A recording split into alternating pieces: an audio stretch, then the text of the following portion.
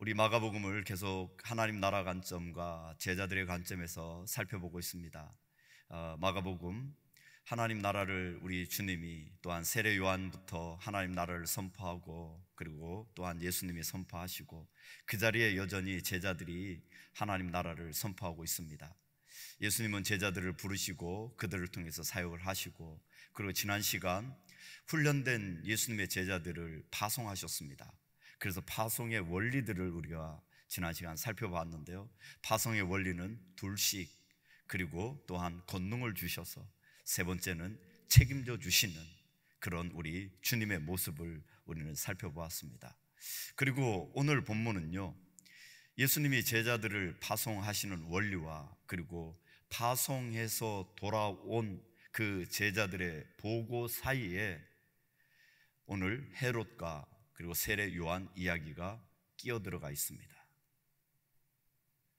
또한 예수님의 제자들이 사역했던 그 사역의 내용들이 무엇인지는 오늘 본문은 마가는 기록하고 있지 않습니다. 우리에게 이렇게 좀 보고를 했으면 더 좋을 것 같아요. 예수님이 사역했듯 제자들도 사역을 통해서 권능을 통해서 귀신도 쫓아내고 어떤 집에 들어가서 귀신도 쫓아내고 또 어떤 집에 들어가서 병자들도 고쳐주시고 또한 어려운 사람들을 고쳐주었더니만 예수를 따르는 무리들이 정말 많아졌더라.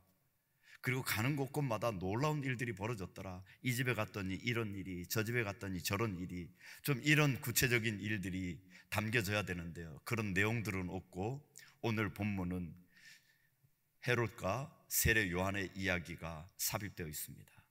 한마디로 마가는 헤롯과 세례 요한의 이야기를 통해서 이 복음의 결과가 무엇인지를 그런 기적적인 관점이 아니라 마가가 보여주고 싶은 그런 복음의 결과를 우리에게 소개하고 있다는 겁니다. 그래서 오늘 이 헤롯과 세례 요한의 이야기를 통해서 복음이 전해지고 난 그 결과가 무엇인지를 우리가 몇 가지를 좀 살펴보려고 합니다.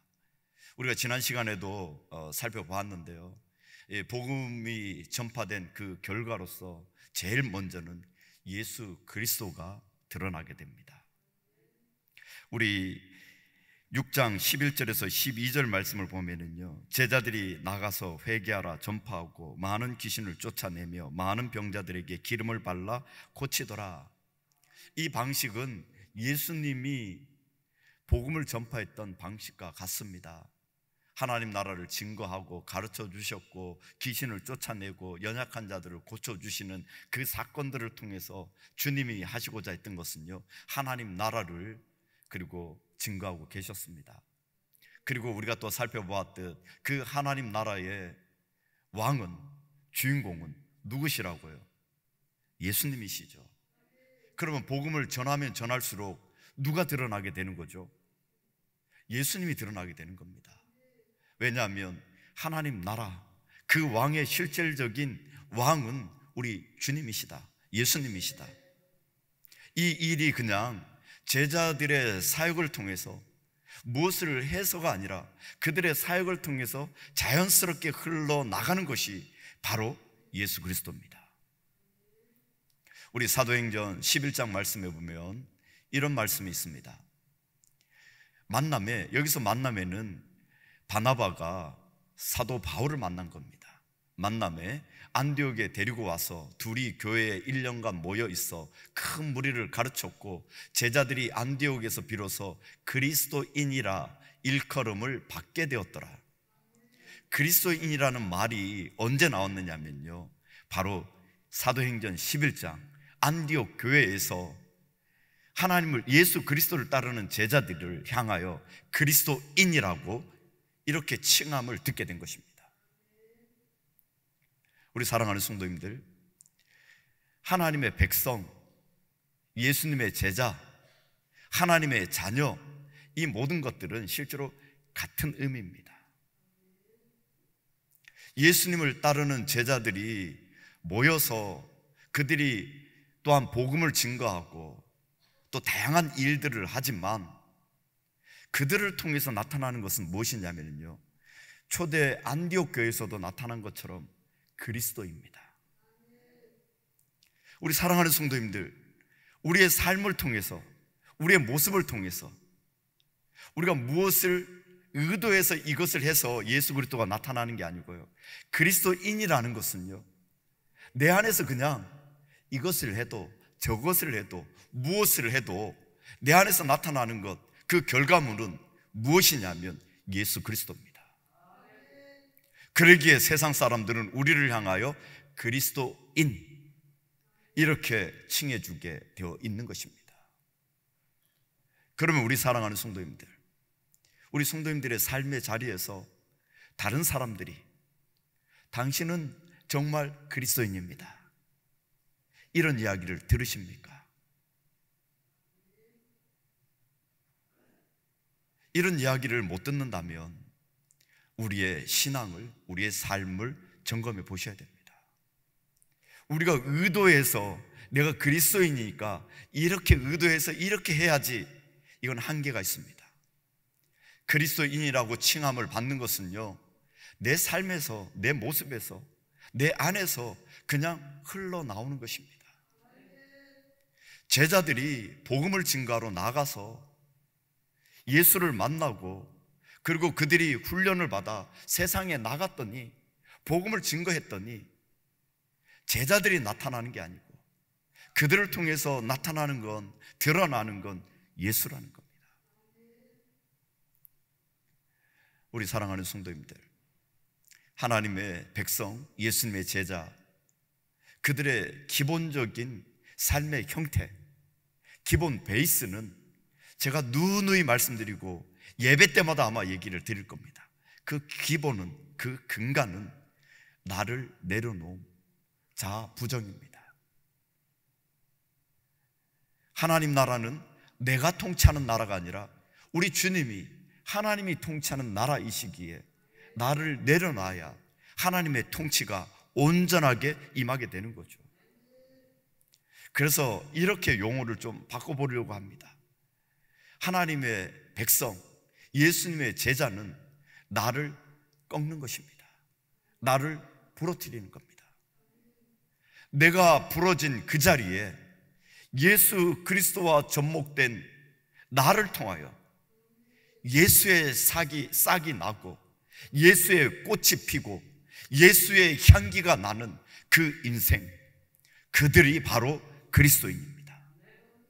그리스도인은 복음을 통해서, 하나님 나라의 복음을 통해서 내가 꺾여지고 내가 사라지고 자아가 부정되어지고 그 내가 꺾여진 그 자리에서 예수의 싹이 쏟아나와 꽃이 피는, 향기가 나는, 열매가 맺는, 그래야 그곳에 내가 있지만, 내가 살아가는 것처럼 보이지만 내 삶을 통해서, 나의 모습을 통해서 나타나는 건 예수 그리스도라는 겁니다.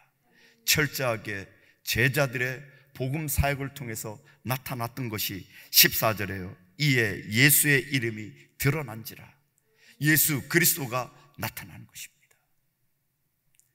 우리 사랑하는 성도님들, 우리 신앙 가운데 신학의 문제가, 그리고 성경의 여러 가지 해석의 문제들이 발생되면은요, 기본적인 원리는 예수님 안에서 푸는 방식, 모든 성경은 예수 그리스도를 중심으로 풀어야 됩니다. 왜냐하면 예수 그리스도로 말미암아 성경의 모든 것은 성취되었고 완성되었기 때문입니다. 그리고 또 하나 해법이 있는데요, 그것이 무엇이냐면 이스라엘을 구원하셨던 모범을 한번 우리에게 보여주셨습니다. 출애굽하고 그리고 광야를 지나 가나안 땅에 들어가게 하셨던 우리 하나님, 그 모습이 우리 신앙 가운데 문제가 되는 부분 속에서 그 모습을, 그 의미를 잘 되새겨보면 우리 신앙의 많은 어려운 부분들을, 신학적인 부분들이 풀려나간다는 겁니다. 여기에서 제가 말씀드리고 싶은 것은요, 이스라엘 백성들의 광야 생활입니다.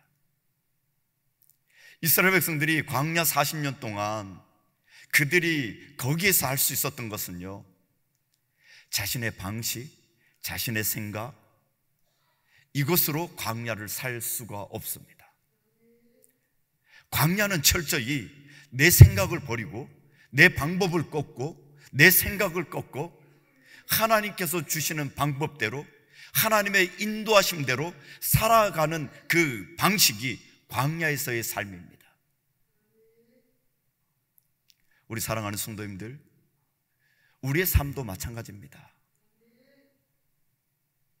그런 맥락에서 우리의 삶이 하나님 나라를 향하여 이 광야 같은 이 세상을 살아가는 성도들의 삶이 어떠해야 되는지는 바로 그 부분에서 우리의 삶을 볼 수가 있다는 겁니다. 이 세상에서의 삶은 나를 꺾고 하나님의 방식으로 하나님이 이끄시는 대로 살아가는 그 방법이 오늘 그리스도인이, 예수님의 제자들이 살아가야 될 삶의 방식이라는 것, 이것을 기억하실 수 있는 우리 모든 사랑하는 성도님들 되실 수 있기를 바랍니다. 이 광야는요, 선지자들이 그렇게 얘기를 합니다.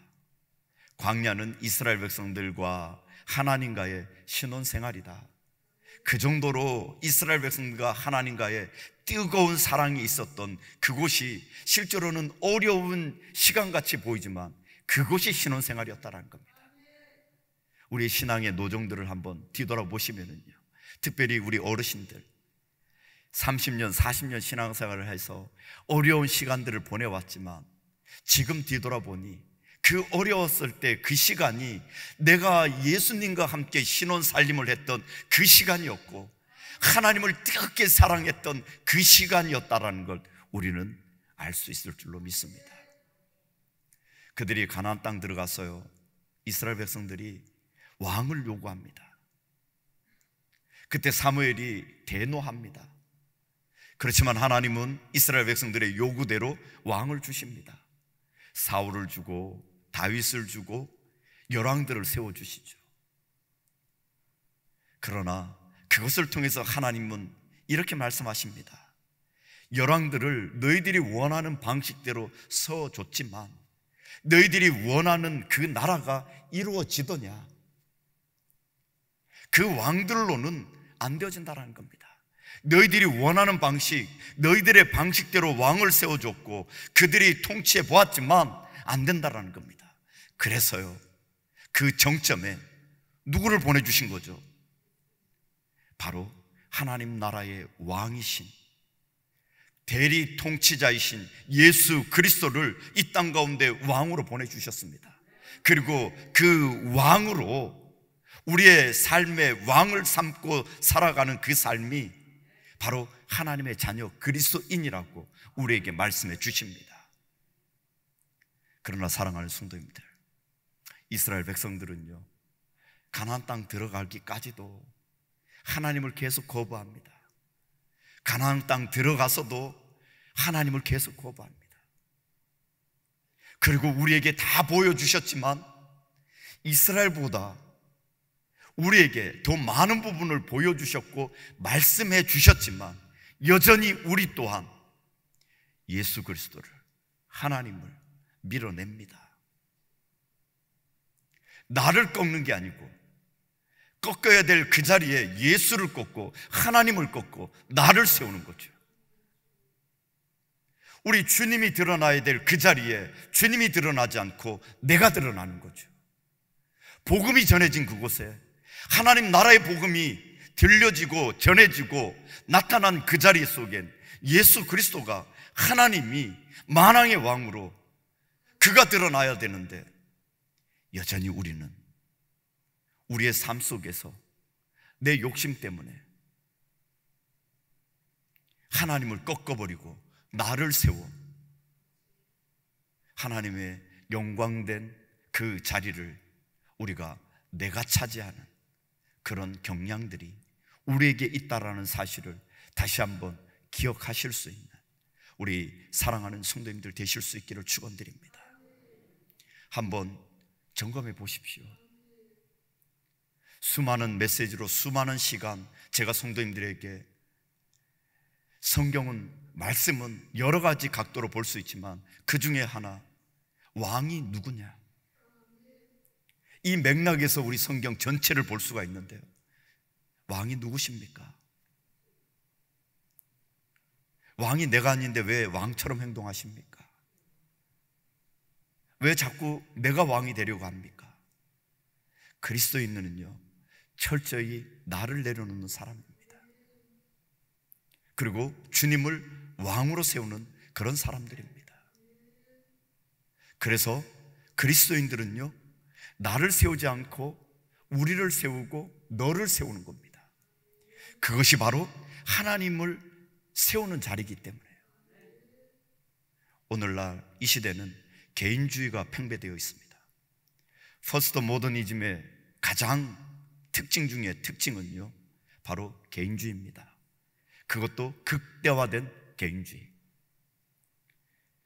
예전에 우리가 자랐을 땐 할아버지 그리고 모여 살던 이 가족 단위가 무너져서 핵가족이 되었죠. 그러나 그 핵가족은 이제 가족 자체가 붕괴되어서 개인주의가 되어버렸습니다.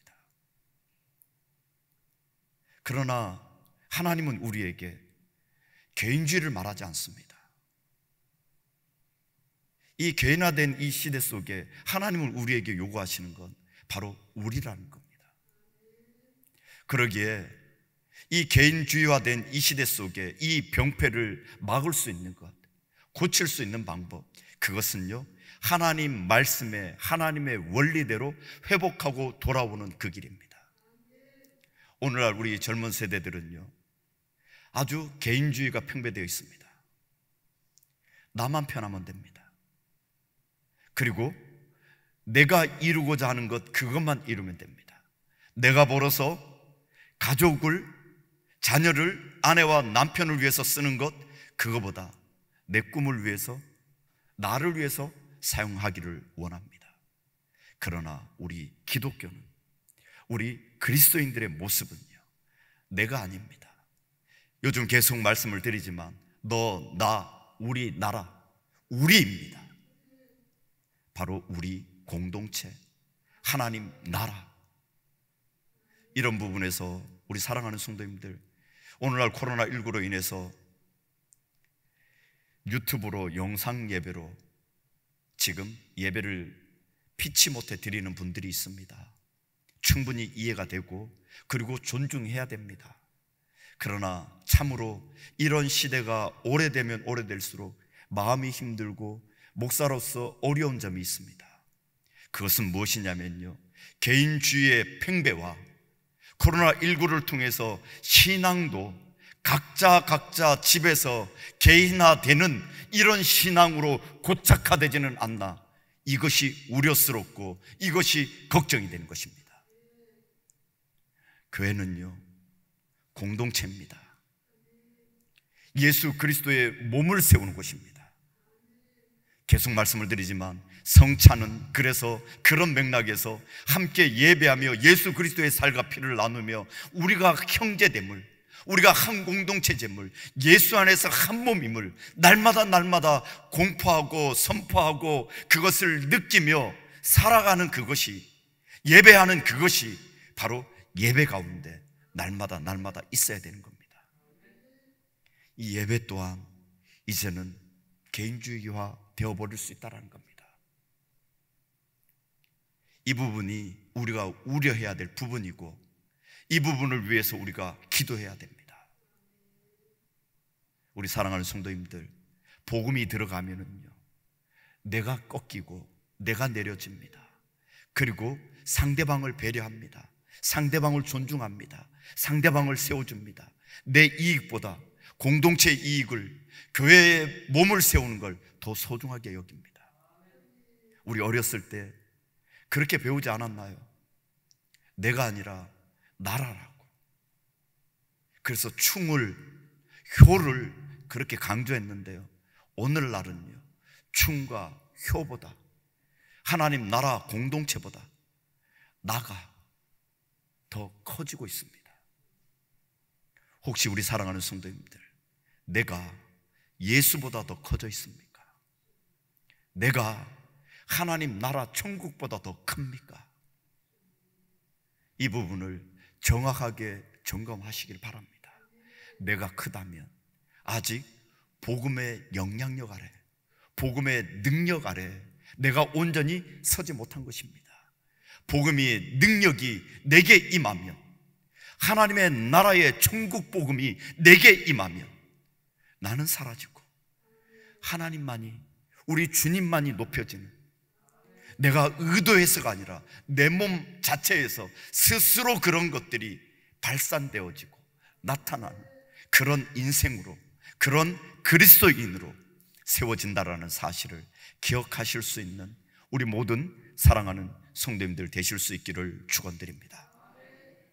둘째로요, 복음 전파의 결과는 죄가 드러납니다. 예수님은 빛으로, 요한복음 1장에 보면 예수님은 빛으로 표현합니다.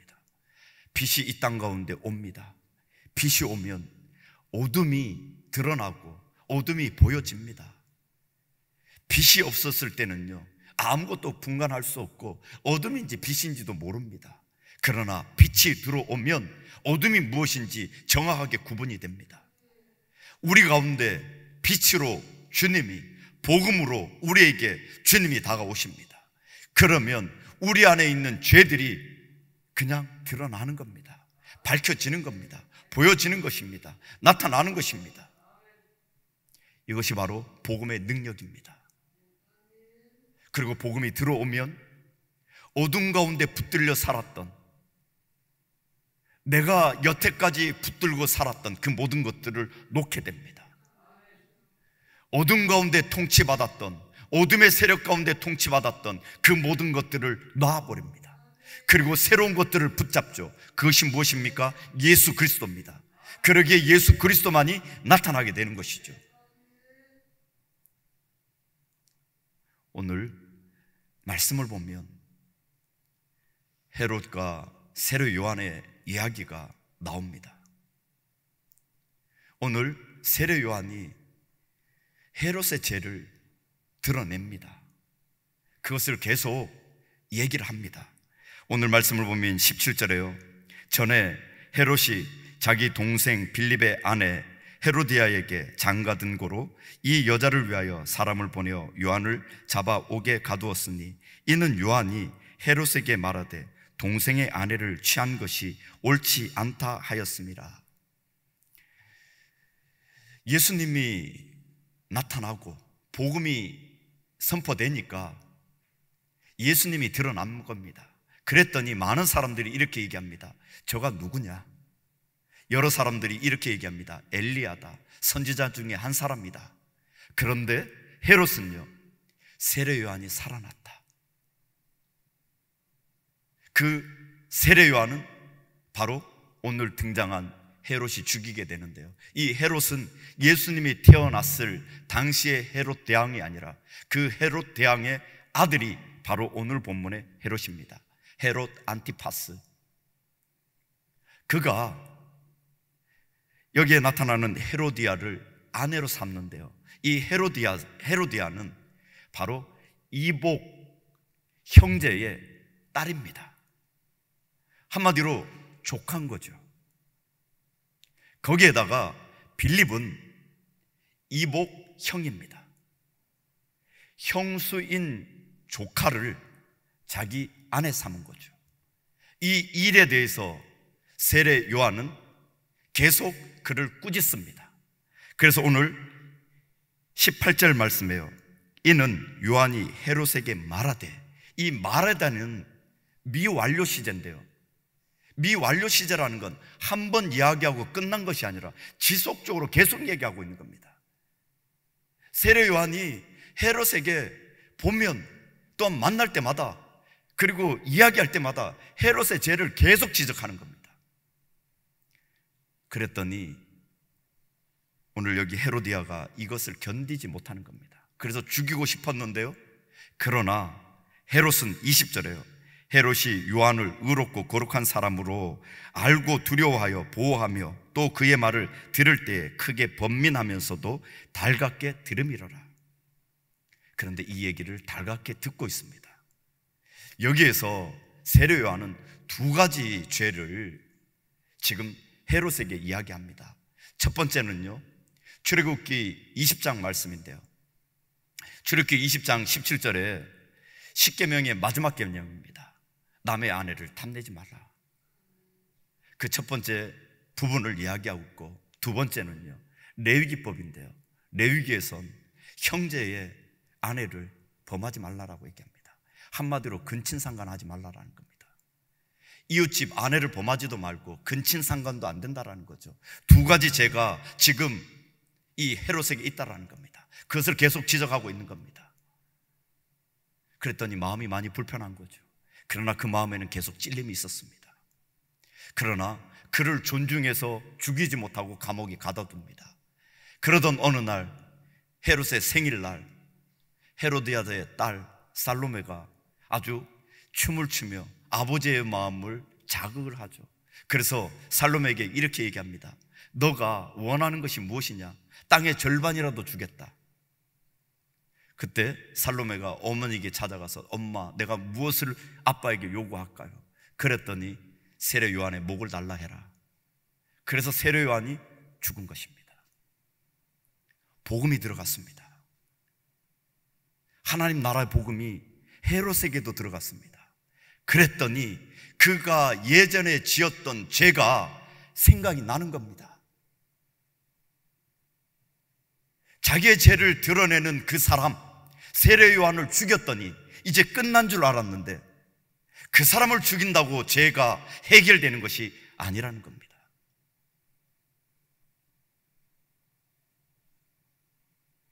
복음이 들어오니 그 마음에 죄가 스물스물 들어와서 자기를 괴롭히는 겁니다.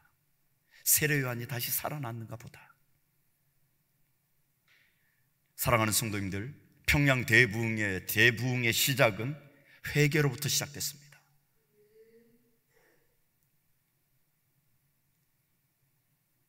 복음이 우리 안에 들어오면 헤롯이 그러했던 것처럼요, 우리 안에 있는 어둠의 그림자, 우리 안에 있는 죄들이 밝히 보여집니다. 낱낱이 보여집니다. 그러나 헤롯은 회개하지 않습니다.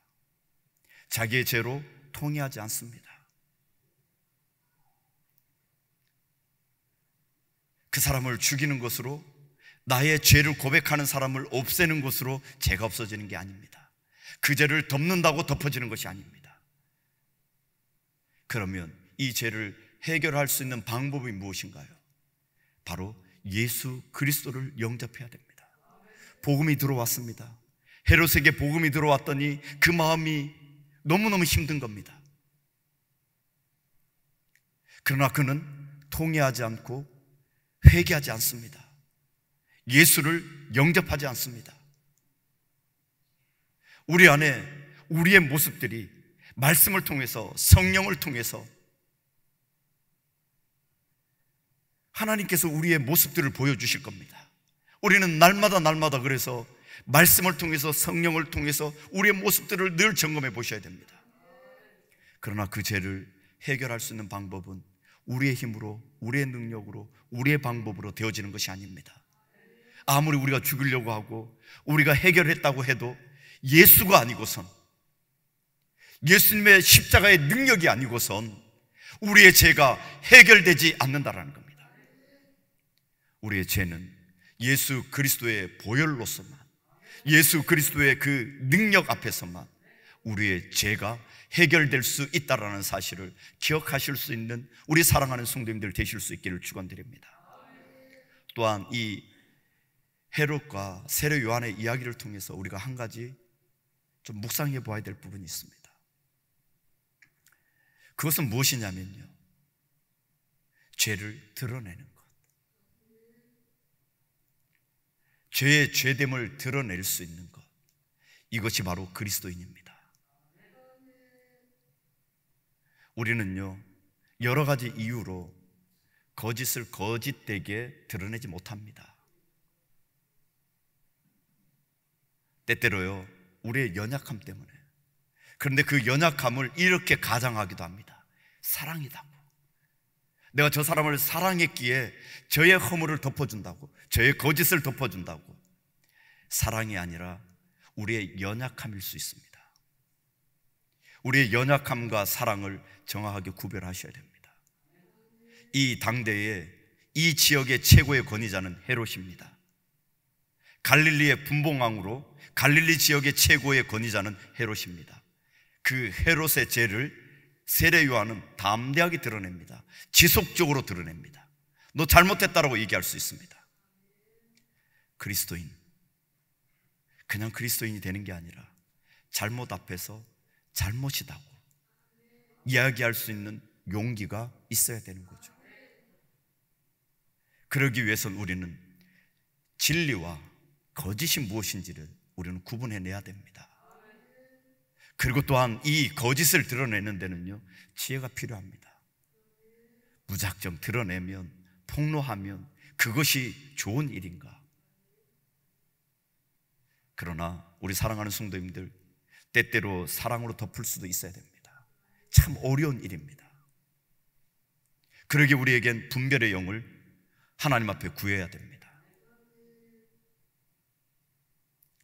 요즘은요, 나하고 개인주의 시대이기 때문에 나하고 관련이 없으면 안 드러내려고 합니다.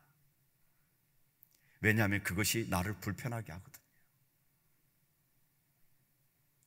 요즘 동성애 얘기하는 것도 실제로 우리 교회 사이즈 되면 동성애 담임 목사가 얘기하기가 참 불편합니다. 매스컴을 타고 공격해 올 수 있거든요. 2015년 WCC 그 동성애 찬성하고 이런 부분에서 여러 가지 이야기가 있었습니다. 그런데 우리 사랑하는 성도님들, 항상 우리는 상대편 얘기도 들어야 됩니다. 상대편 얘기를 들어보면 이렇습니다. 그들도 사랑해야 된다는 거죠. 대원칙은 사랑과 세계 평화입니다. 아주 그럴싸하고 우리 복음에 합당한 얘기처럼 들리죠. 그러면서 그들이 거기에서 주장하고 있는 것 중에 하나가 무엇이냐면요, 바로 현장에서 가늠한 여인 이야기입니다. 예수님이 그를 용서했다라는 거죠. 품었다는 거죠. 맞습니다. 우리 기독교는 사랑의 종교입니다.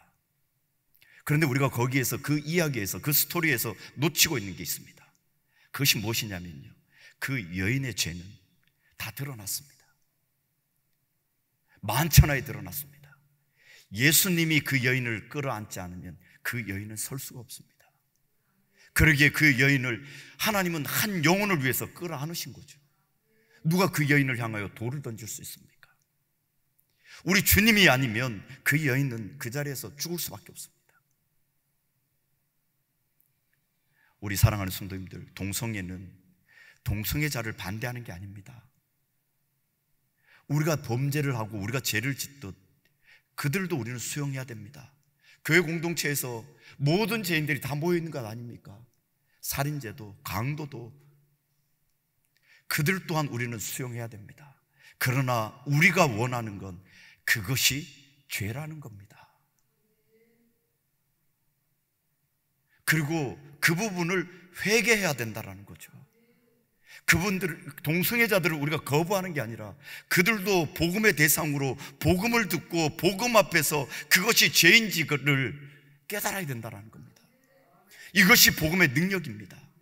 복음이 들어가면 무엇이 죄인지 무엇이 참인지 분명하게 드러날 것이고, 드러나게 되면은요, 그 부분에 대한 건 우리가 바르게 드러낼 수 있고, 거짓은 거짓이다, 참은 참이다라고 말할 수 있는, 진리 앞에서 그렇게 고백하고 주장할 수 있는 바로 그들이 그리스도인이라는 것. 우리 사랑하는 성도님들, 그런 그리스도인으로 살아가실 수 있는 우리 모든 사랑하는 성도님들 되실 수 있기를 축원드립니다. 결론을 맺으면서요,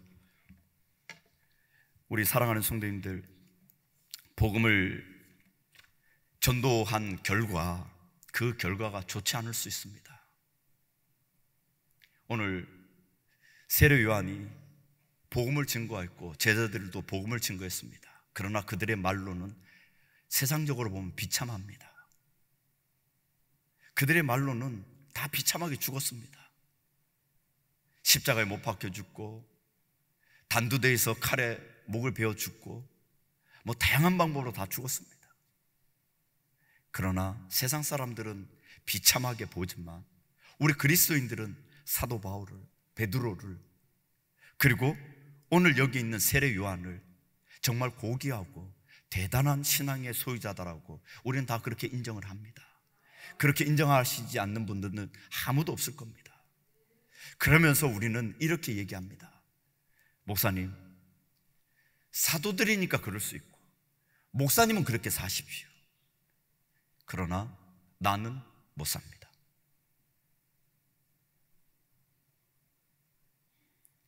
사랑하는 성도님들, 오늘 말씀은 목사에게 주시는 말씀이 아닙니다. 장로님들에게 주시는 말씀이 아닙니다. 모든 성도 신자들에게 모두에게 주시는 말씀입니다. 우리가 이 땅 가운데 복음을 증거하고 또한 복음을 전하다가 비참한 최후를 맞이할 수 있지만 그 비참한 최후는 하나님 앞에서 천국으로선 가장 복되고 보람되고 가치 있는 삶이라는 것, 이것을 우리는 기억하셔야 됩니다. 그리고 그것을 회피하시면 안 됩니다. 목사에게 이름하셔도 안 됩니다. 이 말씀은 우리 모두가 들어야 되고 우리 모두가 살아야 될, 하나님께서 신자에게, 성도에게, 예수님의 제자에게 주신, 그리스도인에게 주신 말씀이라는 사실을 잊지 않으실 수 있기를 축원드립니다. 한 구절 보며 마치겠습니다. 빌립보서 1장 20절에서 24절인데요. 나의 간절한 기대와 소망을 따라 아무 일에든지 부끄러워하지 아니하고 지금도 전과 같이 온전히 담대하여 살든지 죽든지 내 몸에서 그리스도가 존귀하게 되게 하려 하나니, 이는 내게 사는 것이 그리스도니 죽는 것도 유익함이라. 그러나 만일 육신으로 사는 이것이 내 일의 열매일진데 무엇을 택해야 할지는 나는 알지 못하노라. 내가 그 둘 사이에 끼었으니 차라리 세상을 떠나서 그리스도와 함께 있는 것이 훨씬 더 좋은 일이라 그렇게 하고 싶으나 내 육신으로 있는 것이 너희를 위하여 더 유익하리라. 사도 바울은요, 죽는 것도, 우리 주님과 함께 있는 것도, 부활하신 하나님 우편에 앉아 계신 그 주님과 함께 앉아 있는 것도 자기는 또 좋고 행복하다라는 겁니다. 그러나 그렇게 할 수 없는 그 이유는요, 빌립보 교회 너희들 때문이라는 겁니다. 내가 세상에 남아있는 이것, 빌립보 교회 너희들 때문에, 너희들에게 복음을 증거하고 하나님 나라를 더욱더 알게 하기 위해서 너희들에게 더 유익한 일이기에 아직 내가 이 땅 가운데 있다라는 겁니다. 우리 사랑하는 성도님들, 우리가 왜 이 땅에 있습니까? 왜 이 땅에 살아갑니까? 사는 것도 죽는 것도 그리스도인들은 유익합니다. 살고 죽는 것이 그리스도인들에겐 큰 의미가 없습니다. 사나 죽으나 우리는 그리스도의 영광 가운데 그리스도를 세우고 하나님을 세우는 자리에 서야 됩니다. 그러나 이 땅 가운데 있는 것은요, 아직도 이 땅 가운데 발을 붙이고 있는 그 이유는요, 이 땅 가운데에서 우리에게 남겨진 사명의 목들이 남아있기 때문입니다. 그 사명을 기억하시나요? 그 사명을 오늘도 붙들고 계시나요? 그 사명 때문에 살아가시나요? 돈을 벌고 공부를 하는 그 이유와 목적이 그 사명에 있나요? 나를 세우기 위해서, 나만을 위해서 지금도 살고 계시나요? 복음이 들어오면, 복음이 내 안에 임하게 되면 삶의 목적을 내게 두지 않습니다. 예수 그리스도를 세우는, 그리스도를 높이는, 그리스도를 존귀케 하는 그 자리에 서게 되는 것입니다. 우리 사랑하는 성도님들, 그 사명 붙드시고 그 사명 회복하시고 승리하실 수 있는 우리 모든 성도님들 되실 수 있기를 축원드립니다. 기도하겠습니다.